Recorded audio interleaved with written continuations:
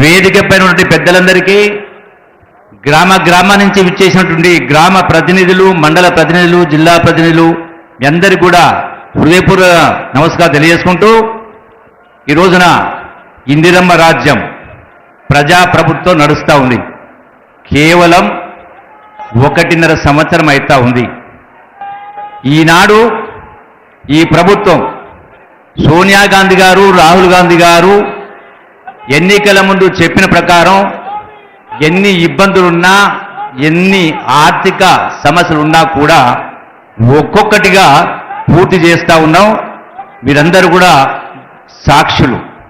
ఈనాడు RTC bus అయినా, రుణమాఫీ అయినా, 200 కరెంట్ అయినా, ఈనాడు ఇందిరమ్మ ఇళ్ళు 22,000 కోట్ల రూపాయలతో ఇందిరమ్మ ఇళ్ళు, 21 కోట్ల రూపాయలతోటి 21,000 కోట్ల రూపాయలతోటి రైతు రుణమాఫీ, అట్లాగే రైతాంగానికి 500 రూపాయలు సన్నవడ్లకు బోనస్, అంటే ఎకరానికి 10,000 రూపాయలు 22 క్వింటాలు పండినా కూడా.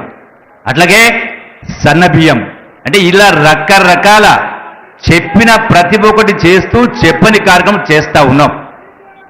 ఇది ఎటువంటి పరిస్థితుల్లో మీకు లెక్క తెలియాల్సిన అవసరం ఉంది.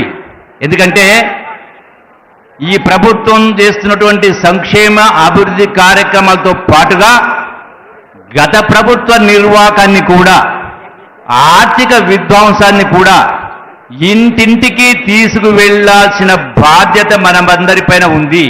అప్పుడే కానీ ఓటరు కేంద్ర బిందువు, ఓటరు నాడిని, ఓటరు మనసును, వాస్తవాలు చెప్పి మనం సరిచేసినప్పుడే 100% ఈ టర్మే కాదు, ఇంకో 4 టర్ములు కాంగ్రెస్ పార్టీ అధికారంలో ఉంటుంది. ఈ రోజున మీకందరికీ ఒక జ్ఞప్తి చేస్తా ఉన్నా. మొన్న వరంగల్ సభలో కేసీఆర్ మాట్లాడుతూ బీఆర్ఎస్ మీటింగ్లో ఈ 16 మాసాల కాంగ్రెస్ పార్టీ పరిపాలన చూస్తే దుఃఖం వస్తుందని మాట్లాడింది. నేను ఈ వేదిక ద్వారా అడుగుతా ఉన్నా, దుఃఖం వస్తుందని మాట్లాడుతూ మళ్ళీ ఏమంటాడు, మీ తులం బంగారం ఎక్కడ పోయింది, 2,500 రూపాయల పెన్షన్ ఎక్కడ పోయిందని మాట్లాడుతూ ఉన్నాడు. కేసీఆర్ అధికారానికి వచ్చినాడు ఈ రాష్ట్రం మిగులు బడ్జెట్, ఈ రాష్ట్రాన్ని గడచిన 21 మంది ముఖ్యమంత్రులు 64 సంవత్సరాలు పరిపాలన చేస్తే ఈ రాష్ట్రం పైన ఉన్న అప్పు కేవలం 65,000 కోట్ల రూపాయలు, అంటే నెలకు 600 కోట్ల రూపాయలు వడ్డీ కడతా ఉంటుంది. కానీ మరి 21 మంది ముఖ్యమంత్రులు 64 సంవత్సరాలు పరిపాలన చేస్తే కేవలం 65,000 కోట్ల రూపాయలు అప్పు ఉంటే, ఒక్క ముఖ్యమంత్రి 10 సంవత్సరాలు పరిపాలన చేస్తే ఈ రాష్ట్రం అప్పు 8 లక్షల కోట్లు. అంటే ఆనాడు సంవత్సరానికి 6,000 కోట్ల రూపాయలు, 7,000 కోట్ల వడ్డీ కడతా ఉంటే ఈ రోజున నెలకు సుమారుగా 6,500 కోట్ల రూపాయలు వడ్డీ ఈఎంఐ కట్టాల్సి వస్తూ ఉంది. అంటే సంవత్సరానికి 75,000 కోట్లు.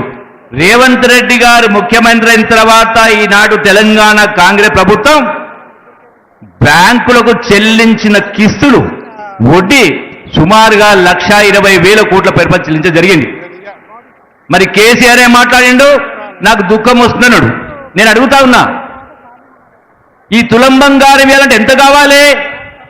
మహా అంటే 4,000 కోట్ల రూపాయలు. 2,000 కోట్ల పెన్షన్ ఇవ్వాలంటే ఎంత కావాలి? మహా అంటే 8,000 కోట్ల రూపాయలు. నీవు చెప్పిన ఆ వేదిక ద్వారా నువ్వు చెప్పిన అన్నీ కూడా అమలు చేయాలంటే ఖర్చేది సుమారుగా 22,000 కోట్ల రూపాయలు. కానీ నీవు చేసిన అప్పుకు ఈనాటికి 1,20,000 కోట్ల రూపాయలు ఈ ప్రభుత్వం ఖర్చు చేయడం జరిగింది, వడ్డీలు కట్టడం జరిగింది.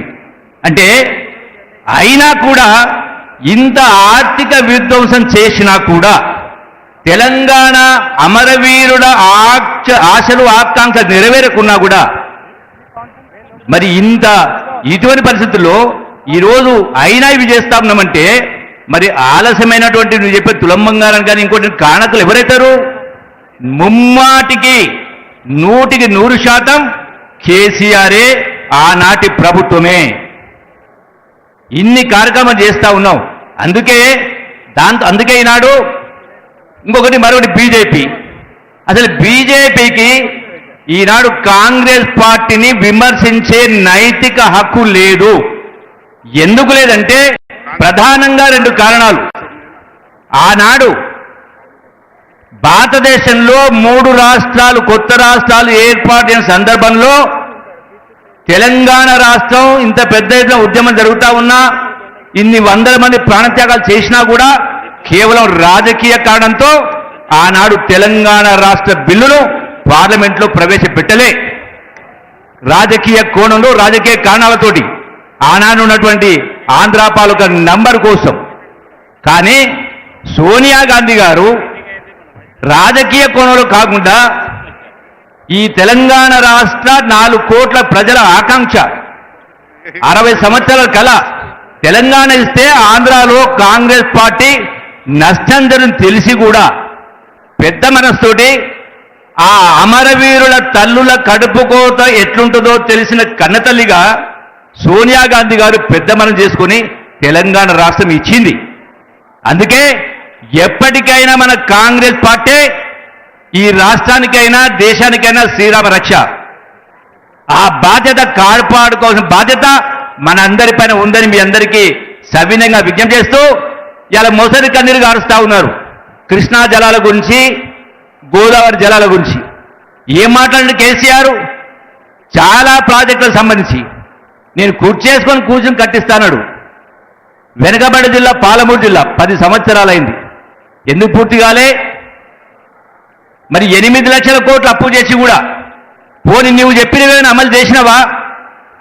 ఇన్ని లక్షల కోట్లు అప్పు చేసి కూడా 10 సంవత్సరాల కింద మీరు చెప్పినటువంటి దళితులకు 3 ఎకరాలు ఇచ్చిండ్రా?